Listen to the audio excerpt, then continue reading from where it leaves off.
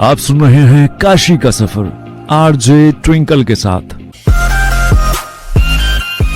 और वक्त हो चला है कुछ जानने का, समझने का और कुछ समझाने का। इसी सिलसिले को आगे बढ़ाते हुए आज मैं काशी के इतिहास के पन्नों में से ढूंढ के निकाली हूँ उनको जो साहित्य, काव्य शास्त्र, आयुर्वेद, कर्मकांड, धर्मशास्त्र, ज्योतिष, तंत्र मंत्र आदि विषयों के विद्वान थे। जी हाँ, आज मैं बात करने वाली हूँ शिवानंद गोस्वामी जी की। इनके जन्म को लेकर कई मत हैं, जिसमें से एक अनुमानित मत है कि ये 1653 में इनका जन्म हुआ था और ये कांचीपुरम तमिलनाडु से थे। ये भारत के ऐसे गौरवशाली पुरुष थे जिन्होंने सांस्कृतिक इतिहास के निर्माण में इनका योगदान काफी रहा। उत्तर भारतीय आंध्र तैलंग भट्ट के अनुसार तैलंग ब्राह्मणों के गोत्र में कृष्ण यजुर्वेद के तैतरीय आप स्तंभ में श्री वेंकटेश अडरम्मा थे, जिनकी छठी पीढ़ी में जगन्नीवास जी प्रथम के परिवार में शिवानंद गोस्वामी विद्वान का जन्म हुआ था और उन्होंने तप, साधना, ज्ञान, शक्ति, तंत्र सिद्धि सब कुछ का ज्ञान प्राप्त कर लिया था। शिवानंद गोस्वामी अपने पिता के 2 अन्य पुत्रों में सबसे बड़े थे। इनके 2 भाइयों के नाम जनार्दन तथा श्री चक्रपाणि था। एक उल्लेख में मिलता है कि भारतवर्ष के दक्षिण स्थित द्रविड़ प्रदेश में समस्त पापों का नाश करने वाली पावन नदी वेना के किनारे पाड़मपट्ट नगर में ये लोग निवास करते थे और उस प्रदेश के ये लोग विद्वान थे। उन्होंने शास्त्रार्थों में अपने समय के अनेक विद्वानों को पराजित कर दिया था। शिवानंद जी के पिता श्रीनिवास प्रथम दक्षिण से उत्तर भारत आए थे और अपनी युवावस्था में ही उन्होंने तंत्र विद्या की दीक्षा जालंधर पीठ के अधिपति द्रविड़ जी से ली थी और तभी इनके गुरु ने इन्हें गोस्वामी की उपाधि दी थी और दीक्षा के बाद इनके पिता का नाम विद्यानंद नाथ गोस्वामी पड़ा। तमिलनाडु, तेलंगाना और आंध्र से आए इन आत्रेय ब्राह्मणों में गोस्वामी कोई जाति सूचक शब्द नहीं है। ये उपाधि सिर्फ विद्वानों को दी जाती थी और इसी प्रकार गोस्वामी सरनाम दोनों तैलंग ब्राह्मणों के लिए प्रचलित हुआ।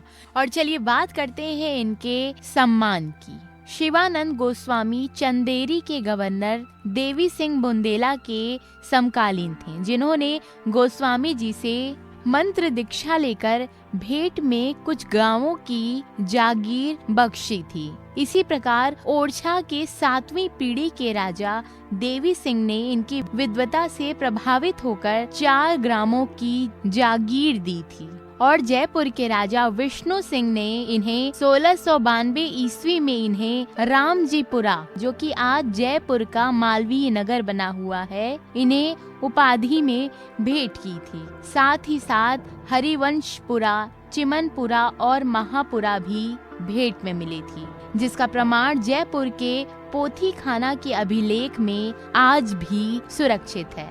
गोस्वामी जी के वंशज जयपुर से 15 किलोमीटर दूर अजमेर रोड पर महापुरा ग्राम, जो कि आज जयपुर महानगर का ही एक भाग है। शिवानंद गोस्वामी जी के तांत्रिक सिद्धियों के भी अनेक घटनाएं हैं। शिवानंद गोस्वामी ओरछा में एक वनखंडी में अपना एक अलग आश्रम बनाकर साधना में लीन रहते थे और वहीं उनके विरुद्ध कई लोग राजा के कान भरते रहते थे। शिवानंद गोस्वामी भगवान राम के भक्त थे और यही कारण है कि इसी क्षेत्र में भगवान राम और हनुमान मंदिरों की स्थापना अत्यधिक है। और वहीं बुंदेल के ईस्ट हनुमान जी का एक मंदिर, जो कि आज भी शिवानंद जी के आश्रम के पास विद्यमान है। एक बार कुछ लोगों ने शिवानंद से ईर्ष्या करते हुए राजा के कान भर दिए कि बुंदेलखंड के इष्ट देवता यानी हनुमान जी को कभी प्रणाम नहीं करते।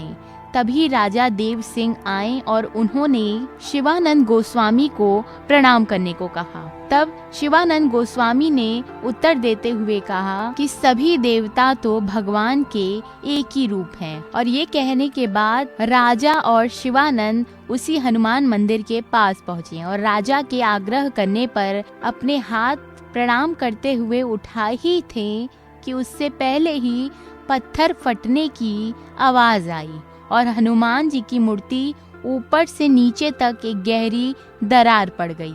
राजा काफी आश्चर्यचकित हो गए और राजा ने उनसे अपनी गलतियों के लिए माफी मांगी और ओरछा में वो हनुमान मंदिर की मूर्ति आज भी गहरी दरार के साथ देखी जा सकती है। और चलिए अब बताती हूँ शिवानंद जी के वंशज और उनकी कृतियाँ क्या थीं। शिवानंद जी के जाने के 600 साल बाद भी शिवानंद गोस्वामी की प्राचीन साहित्यिक रचना उत्तर भारत के प्रवासी आंध्र परिवारों में आज भी जारी है।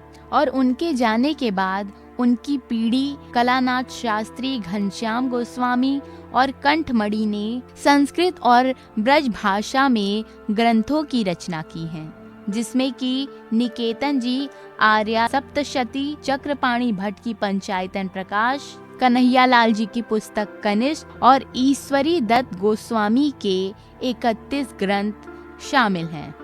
शिवानंद गोस्वामी ने 35 से भी अधिक छोटे बड़े संस्कृत ग्रंथों की रचना की थी, जिसमें चंपू आदि को छोड़कर इनकी अधिकांश रचनाएं ललित पद्य यानी कि कविता में ही निबद्ध हैं। ग्रंथों के विषय को देखने से ये ज्ञात होता है कि ये तंत्र मंत्र, साहित्य, काव्य शास्त्र, आयुर्वेद, कर्मकांड, खगोल आदि के गहरे विद्वान थे।